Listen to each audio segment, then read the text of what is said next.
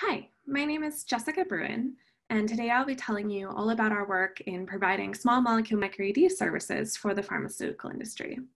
This presentation, which was originally given for the American Crystallographic Association meeting in 2020, which was all virtual. I want to thank the organizers of the MicroED session, Tamir Gonen and Brandon Mercado, for inviting me to speak.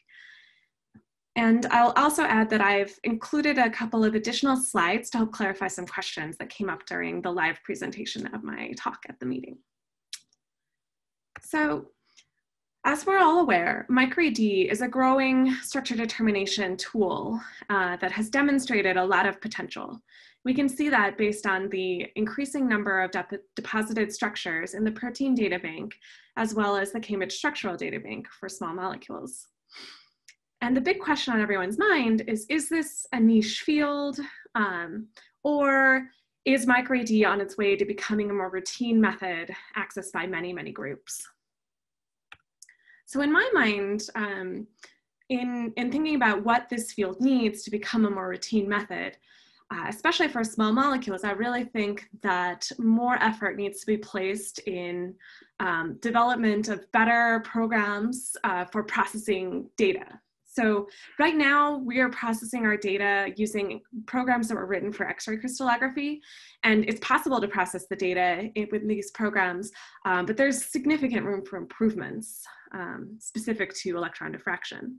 And some of these I've listed here: better handling of experimental geometry refinement. The scaling step is very dubious at this point. How do we handle absorption, dynamical scattering? Are we using the correct electron scattering factors, and making better tools for these medium resolution small molecule data sets that we're coming out with, and how do we phase those optimally and refine them optimally? So in thinking about how we get better methods, we need to see an increased adoption of this technique. We need more structures being solved and more groups able to solve structures. And then this hopefully spurs increased investment by software developers who can then make these methods better, but they really need to see a need before they're going to jump in and alter their programs. And then this will increase further adoption, more people solving structures, more groups solving structures, and the cycle will continue and this field will progress and get even better. And so today I'll speak towards this increased adoption side where I can help and have been helping. So, when thinking about the field of MicroED, I like to compare it to the field of single particle cryo-EM. And so for that field, there were, kind of a steady increase in deposited structures into the protein data bank, but it really wasn't until about 2015 where single particle cryo-EM had this tipping point moment where they had their resolution revolution and structures deposited into the protein data bank exceeded 200. And it was about that time that developers of crystallographic software packages really took notice of the field and began adapting their programs to better accommodate cryo-EM data. And this has just been a beautiful thing to watch grow and see all of these programs better able to handle this higher resolution data coming off of microscopes. So when comparing it to MicroED, in 2019, there were about 50 MicroED structures deposited between the protein data bank and the Cambridge Structural Data Bank. And the majority of those, I should mention, were small molecule structures. So where are we towards that tipping point? So I think one of the important things to keep in mind with that graph that I just showed you is that we can only see the growth of this field through public databases and publications. So the main ones would be the CCDC, which is run by the Cambridge Structural Database, and the Protein Data Bank. And it's important to remember that researchers in industry typically only deposit a very small fraction of the structures that they have actually determined. And this, in the field of small molecule crystallography, this trend is even more stark, where the majority of small molecule structures deposited into the Cambridge Structural Database come from academic groups. But globally, the majority of small molecule structures are being determined by industry groups, and they are not being released publicly. So it's very important to understand what's going on in industry to understand how this field is growing. So I'll take a step back and give you a little bit of background about nanoimaging services. This is the company that I work for.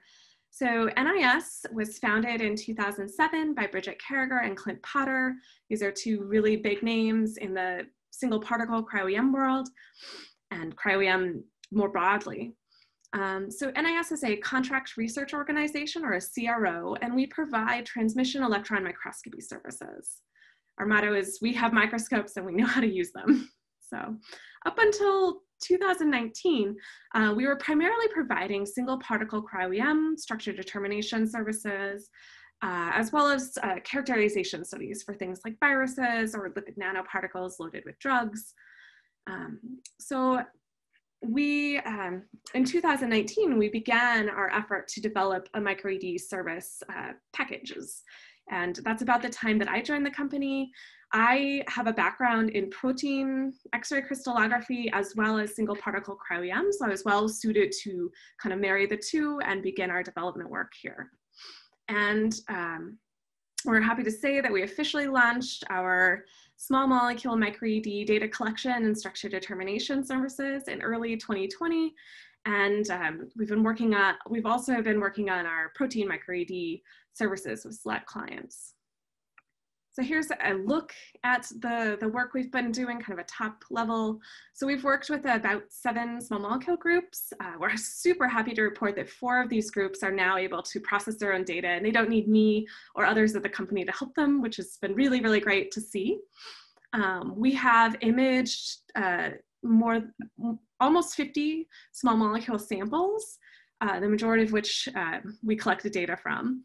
And from those, internally, we've determined 19 structures, and externally, countless numbers of these structures have been solved by our clients, which is, exciting to see. So on the protein side, we've worked with 2 protein groups.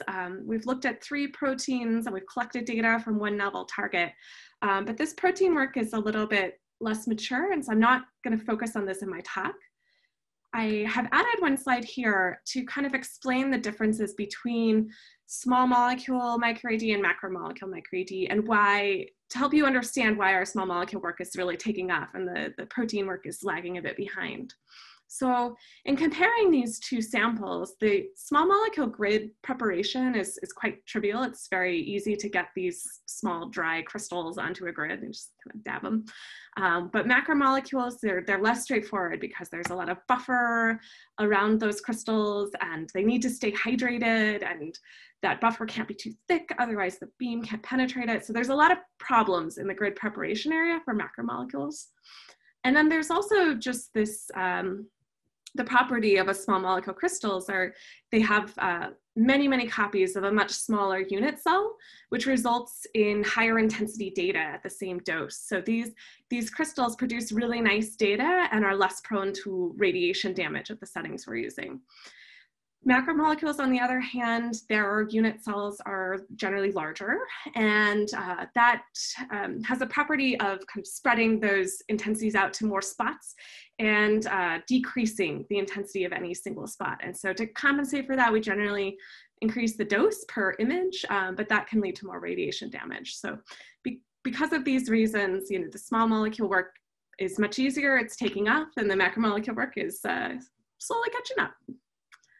So I'll let you know a little bit about the equipment that we're using. So we own 2 Thermo Fisher Glacios TM microscopes that are equipped for MicroED data collection. We have 1 in San Diego and then 1 in the Boston area. And these are your standard 200 keV XFEG electron source. So we did purchase the MicroED upgrade package from Thermo Fisher, and that includes the 20 micron C2 aperture, which has been really great. So we don't need to collect using an SA aperture, which has been great for us. There's also the optimized beam stop, 90-degree production lens rotation, and then we are collecting with the SATA-D camera. So this is that scintillator-based CMOS that has been optimized in sensitivity for those high resolution but low intensity diffraction spots. So unlike everyone else presenting here, we're actually collecting data with a program called Leginon. So Leginon was originally written for collecting single particle data, also tomography, and it's the software package that we use for all of our data collection at Nanoimaging Services. So Angie Chang last year started adapting the program Leginon to be able to collect MicroED data. Our platform allows for queuing up of many, many crystal targets for automated data collection. We also have a very handy preview mode where we can take a single diffraction image from a crystal prior to deciding whether or not to add this to the queue. And that's been really, really helpful for these samples where the diffraction quality just varies greatly from crystal to crystal. And then this is also fully integrated with our web-based viewing program that allows for real-time data monitoring. So here's a look at how data collection works for Leginon. So first, we will take a series of images in lower magnification, and then we'll target all of our crystals, submit that to the queue. And then once we hit go on the queue, the Leginon will move to each target one by one, and we'll perform centering in X, Y, and then also in Z. And then we'll switch out of imaging mode. All of that centering is done in imaging mode, and we'll switch out of imaging mode to diffraction mode with a beam diameter of about 600 nanometers, and we will initiate data collection. So we will continuously rotate the stage, generally from -60 to +60, but we can shorten that if we'd like, and collect data in rolling shutter mode while we are spinning the crystal. So, as I mentioned, this Leginon is coupled with our real-time image viewer, which allows for looking at paired images of your crystals right next to the diffraction images. This is uploaded in real time. You can look at this while you're collecting. You know, you can look at how did the last crystal do? Do you like your settings? This viewer is equipped with a measuring tool, so you can measure the dimensions of your crystal. You can also measure the resolution of diffraction spots. And all associated metadata is also available up here for your own knowledge about that image. And this is available to both us internally, but also to our clients if they're interested in real-time data monitoring. Here's a look at our data processing pipeline. So we are using dials to process all of our data. So we typically collect data from about 20 crystals or targets per sample, maybe a bit more if we're working with a particularly challenging sample. And we are able to perform automatic data reduction on the fly, which is very helpful for quickly identifying when maybe you have a contaminant on the grid with a suspiciously small unit cell. So that there could be water, it could be an inorganic salt or something on there, which is great for us so that we know what to target if the sample is not pure. So we also have some in-house scripts that help us identify the best data sets out of all of the ones we've collected. And from those, we will go back and manually reprocess all of the best data sets. And we will combine data from multiple crystals in dials and scale. Generally, the scaling is done in dials. Sometimes other programs, if dials is not optimal, we'll run XPrep to just get ready for ShellX and generate our unit cell uncertainties. And then for phasing, we are typically phasing with ShellXT, ShellXD, or phaser. So we've got capabilities for all of those set up, and then we'll refine hopefully in ShellXL and OLEX, but for more difficult cases, we might have to refine in RefMac and Coot. And then some validation will be run in Platinum. So here's a look at the characteristics of the samples we've looked at thus far. So we have found that our clients are sending us rather large compounds. These are the ones of interest to them. So things, you know, greater than 400 Daltons. You know, there are many, many non-hydrogen atoms in these compounds. And, you know, as we know, the higher the molecular weight, the more difficult things can become crystallographically. So the majority of the samples that we've received, about 70%, have at least one heavy atom in there. And I'm defining heavy atom as anything larger than carbon, nitrogen, and oxygen. And that's, you know, useful for phasing. But again, you know, 30% of the samples we've looked at, they don't have any heavier atoms. And so those do make for a more tricky phasing problem. Here's a look at our data collection outcomes. So for the 49 small molecule samples we've looked at, 4 of these were considered unsuccessful data collection. So we weren't able to find any crystals that diffracted, and so we couldn't collect any data.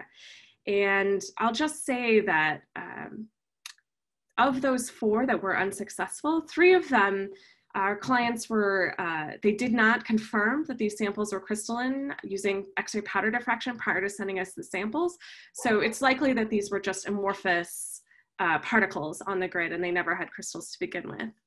And then one of those 4, there were some pretty severe water contamination issues on that grid. The compound's hygroscopic, and we just need to remove that water and reimage, and that I'm confident that we'll be able to collect data from that sample. So another thing that I think a lot of the crystallographic community is concerned about when it comes to MicroED is these low completeness issues. And as we know, low completeness can lead to all sorts of problems, such as a streaky map that's not good in one direction, and can really make model building and model confidence challenging. So it's important that we are collecting as complete of data as possible. And so part of that we combat by collecting a lot of data sets, but I wanted to share with you a little analysis of the completeness of the data sets we've looked at. So I know that these numbers are not as great as people are used to for X-ray collection, where you can spin that goniometer the entire 360, but we're still pretty happy with where we're sitting, where 70% of the samples we're looking at achieve greater than 95% completeness. So, once you hit that 95%, the maps, they do look pretty good, and we're happy with those. And, we're working on better ways of identifying, is our low completeness truly due to preferred orientation of the crystal on the grid, or can it be overcome by just collecting more data? So something of great interest to us. So here's a look at our phasing outcomes for small molecules. So most of the structures we're solving can be solved in ShellXT. That's the preferred method. It's pretty easy and straightforward, and ShellXT does all the work of trying a bunch of different space groups for you, which is great. ShellXT will turn to if ShellXT fails, and so that's kind of the harder problems, and that's about a quarter that we're looking at. And then interestingly, for about a fifth of the samples we're looking at, we have to turn to molecular replacement, so phaser, to solve these, which has been an interesting challenge, as most small molecule people do not use molecular replacement to solve their structures. So, and we're really excited to report that we are currently, knock on wood, sitting on a 100% structure solution success rate for data processed internally. So we have a really talented team of crystallographers, and we know how to phase these. As long as we have data, we can probably phase it for you. So here's a look. I'd like to kind of dive deeper into what's happening when we are unable to phase in the ShellX world and have to move into the molecular replacement world and kind of treat our data more the way you would a protein data set. So the biggest reason that we have to turn to phaser is lower resolution. I've broken up the resolution here of data sets we've collected. So 1.1 angstroms is generally thought to be the limit of what ShellX T and D are capable of phasing. And so once you get higher than that, it's very unlikely that you'll be able to solve it using ShellX and these ab initio methods. And so once we get above that, we're typically having to go to phaser. And so this is, about a quarter of our data sets are not hitting 1.1 angstroms or better. So, some of these, I think water content in your crystal can lead to lower resolution. And so we looked at some nucleic acids that had a little bit of water that was partially disordered. That can hurt your resolution. And then we also solved another one recently that just had a gigantic solvent void. I don't think there's water in there, but 17% of the crystal volume was not occupied by atoms. So those sorts of things can, I think, tank your resolution out. Not to a point where you're not getting a good structure, but outside the range where we can use ShellXL and our easy, quick phasing package. And then we had another case that had just a really poor data to parameter ratio. This one did diffract to somewhat reasonable resolution, 1.07 angstroms, But due to a high number of copies of the molecule in the asymmetric unit and somewhat incomplete data, we were really forced out of the Shellix world and had to go to Phaser to solve that one. So it's at this point that I'll kind of make a plug for one of the tools that I would really love to see for small molecule MicroED data processing. Is I really think there's a need for these small molecule ab initio molecular replacement pipelines, similar to the sorts of things you see for proteins. So, you know, MR Rosetta and AMPLE and all sorts of programs out there that can look at little fragments and try and brute force kind of phase a data set. And I would really love to see something like that for small molecules. Right now, we're just kind of tweaking things in Coot and trying our own like small scale of this. But I think as MicroED takes off, it'd be great if someone wrote an ab initio MR pipeline for small molecules. So I'll also take a step here and mention our refinement statistics. So we're incredibly happy with our refinement statistics. They're, you know, amongst the best that have been reported in literature. So we're consistently getting low R values. We're also getting goodness of fit values close to 1, which has been really great. And for most of our structures, the gap between R1 and WR2 is pretty small. So that's just been really good to see then, and makes us confident that the data we're collecting is really great and our data processing pipeline is really, really doing a good job. So I'll also, you know, most of the data that we've collected, I really can't show you, but we did collect data from one compound that I am able to show you. So this is the structure of tinidipicide. So this is a semi-synthetic derivative of natural product. It's been on the market for almost 3 decades, and it's used to treat several cancers. And the reason we were interested in this compound was that there was no single crystal X-ray structure available for this compound. And so that, you know, got us interested in this because we really, for MicroED to be worth doing, we really need to show and demonstrate that it's solving structures that were completely inaccessible to X-ray crystallography or difficult by X-ray crystallography. Because MicroED is hard and it should really only be for things that are hard by X-rays. So we were really happy to be able to solve this structure. So we solved this structure to about 1.2 angstroms, shown here. We were able to assign all of the atoms and get some pretty decent refinement statistics. And I'll say that this structure was solved and refined by Giovanna Scapin, our newest member at NIS. So I'll now move into a couple of the reasons why pharma is interested in MicroED. I think this is of great interest, especially if you're listening to my talk and you're coming from a protein background. I think it's important for everyone to know and understand that for small molecule crystallographers, especially in the formulation space, that crystal and the lattice properties that build that crystal are of tremendous interest to our clients. You know, these are really important for formulations and tableting of compounds and just understanding things. So unlike protein work, you know, where we don't really care about how the lattice was built, in small molecule work, this is quite important. And so, you know, these sorts of understanding hydrogen bond networks, hydrophobic interactions, just how that crystal is formed is of great interest. And then these are, you know, yeah, really important for FDA filing as well. I'll also kind of highlight a really cool application of MicroED that one of our clients turned us on to. So our client approached us and they were scaling up a reaction, and, you know, suddenly on step 5 of 6, they were getting some unknown byproduct that wasn't happening at the small scale. And so they kind of needed to figure out what it was and how to not have it happen.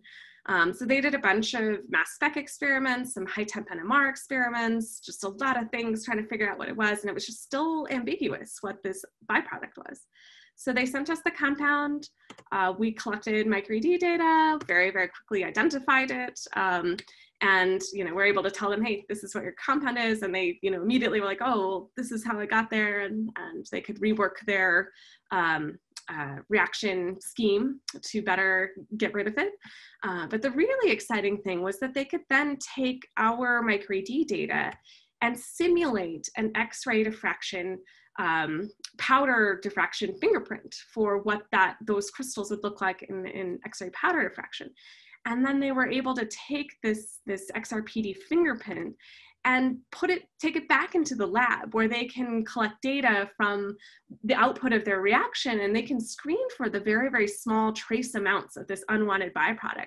And so they can screen as they're optimizing, you know, how are we still getting this thing? Are we getting rid of it? Or, you know, so it's really great to understand like this specific application of MicroED in the pharmaceutical industry. With that, I will just leave you with kind of a look at the future. So here I've brought it back. That's that first graph that I gave you. I've added in all of the successful data collections from NAS to this graph, and hopefully all of those have resulted in structures. And so I think, you know, the future of MicroED is bright, and I think those who are interested and able should really take a look at this field and see what contributions they can make to make everything better. So with that, I will move to my acknowledgement slide. So I'd like to thank all of the leadership team at Nanoimaging Services, Clint and Bridget, our CEO and CTO, Annetta Schiemann. I'd also really like to thank Giovanna for all of her work. She's a fellow protein crystallographer turned CryoEM, now doing MicroED person. So she's been really wonderful to have on the team as well.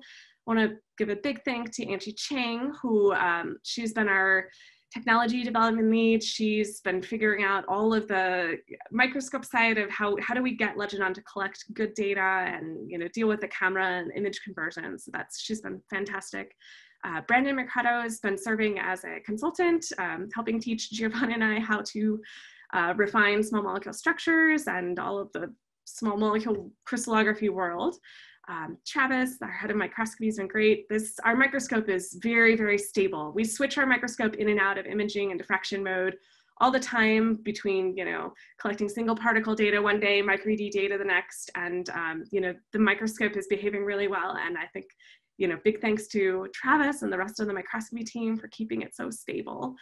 Sarjas has been really great writing scripts for automating things. Melanie has been a fantastic brain to pick as a fellow crystallographer. Want to thank the rest of the microscopy team, our IT team, and then our clients who, you know, we're learning from them, they're learning from us, and it's just been a really great process to work with them. And then I want to thank the greater crystallography community. I mean, I couldn't have done what I've done without their help. And so, you know, I write long emails back and forth constantly with David Waterman and Tim Bruhn. They've been really, really helpful for getting us started, getting us, you know, making sure that we're doing everything properly. Gerard Bruhn has also been really kind and looking at our data and seeing ways that we can improve our data processing. Had a really nice conversations with Lee Daniels at the Cambridge Structural Database, and, you know, kind of understanding how do we better these databases to accommodate our data. And then, you know, I also want to thank the Godin lab and the Rodriguez lab for helping answer questions initially and hosting the MicroED workshop I attended. And yeah, with that, just thank you to everybody in the community, and have a nice day. All right.